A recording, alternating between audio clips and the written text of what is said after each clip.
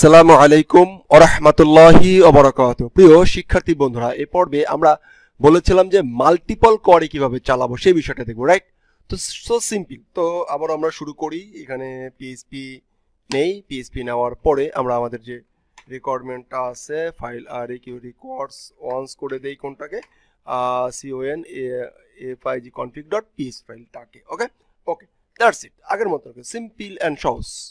Just আমরা একটা query লিখবো, কিউ কোয়ারি ইকুয়াল সে ইনসার্ট ইনটু কি ইউজার। ওকে, ইউজার লিখলাম। এখন আমরা সে চাচ্ছি যে ইউজার টেবিলের ভ্যালুস ফাইন ভ্যালু দিব। এখন এইখানে যেটা করব, আমরা এখানে আসছি, এইখানে এসে আমরা এখানে স্ট্রাকচারে যাই। স্ট্রাকচারে যে ইউজার নেমটা কপি করি, এখানে পেস্ট করে দিই, কমা ইমেল দেখাচ্ছি আর কি, হ্যাঁ, পেস্ট কমা কপি পেস্ট। ওকে, এখন এইখানে আমরা ভ্যালু দিব। ভ্যালু দিলাম টেস্ট। তো বাইরে যেহেতু ডাবল কোটেশন, ভিতরে সিঙ্গেল কোটেশন, রাইট? ওকে, নেম ইমেইল ওকে, ইমেইল পাসওয়ার্ড, রাইট?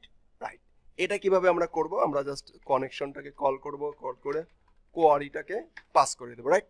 এভাবে করে আমরা একটা কোয়ারি চালানো শিখেছিলাম। এবারে আমরা শিখব মাল্টিপল কোয়ারি কিভাবে চালাইতে হয়। তো মাল্টিপল কোয়ারি চালানোর জন্য আমাদেরকে সে আরেকটা মেথড দেয়, মাল্টি কোয়ারি নামে। সে মেথড দেয়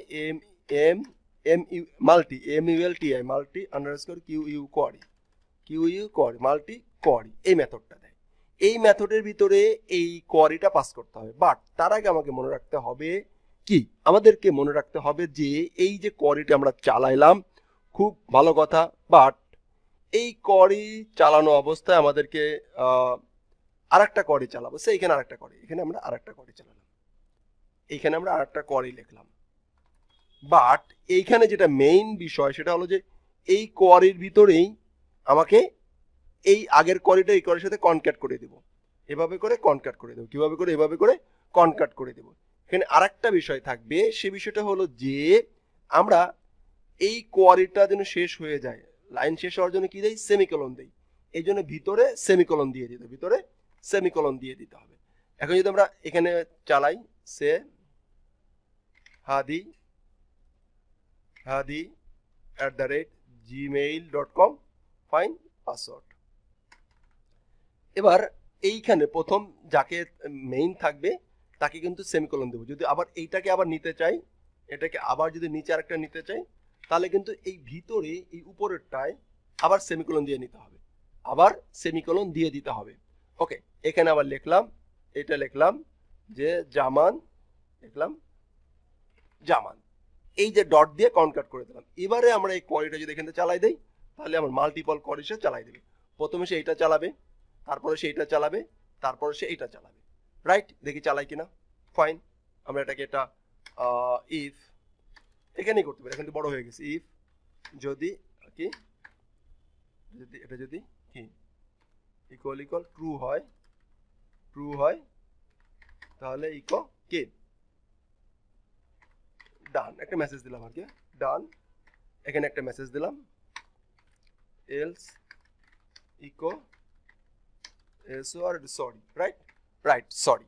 তাহলে মাল্টি কোয়ারি আমাদের ডান হয়ে যাবে আশা করছি। ওকে, তা কি মাল্টি কোয়ারি মেথডের মাধ্যমে আমরা পাঠাবো। এখানে মনে রাখতে হবে, আবারও বলছি, দেখি হয় কিনা, আগে হয় কিনা সেটাকে চেক করি। এখানে আসলাম, এখানে মাল্টি কোয়ারিটাকে হিট করি, ডান। দেখেন তিনটা ডান হবে, তিনটা একসাথে, তিনটা। আমরা এই তিনটাকে ডিলিট করে দেই, চেক অল দিয়ে তিনটাকে ডিলিট করে দেই। তিনটাকে যেহেতু ডিলিট করে দিলাম, এখন আবার কোনো ডাটা নেই, এটাকে আবার হিট করলাম, ডান। দেখেন তিনটা। আমরা এই মেথডের মাধ্যমে এবার একটু কাজ করি যে সে আরেকটা বিষয় বোঝার চেষ্টা করি। আরেকটা টেবিলে, প্রোডাক্ট টেবিলে ডাটা ইনসার্ট করি। কোন টেবিলে? প্রোডাক্ট টেবিলে ডাটা ইনসার্ট করে নিই এই সুযোগে। বাইস। তো আমি এখানে আবার এটাকে একটা কপি করি, কপি করে এখানে এটা পাস করি, ইনসার্ট ইনটু কোথায়? Product, insert into product. আমরা প্রোডাক্ট লিখলাম। এবার প্রোডাক্টের কি নেম, ফাইন নেম লিখলাম, তারপরে কি প্রাইস, কপি পেস্ট, এটা কপি করে দেই, ফাইন। তো এটাকে অফ করে দেই। ফাইন প্রাইস, প্রাইস হচ্ছে সে 32,000 টাকা। প্রোডাক্টের নাম কি? PHP offline course. ওকে,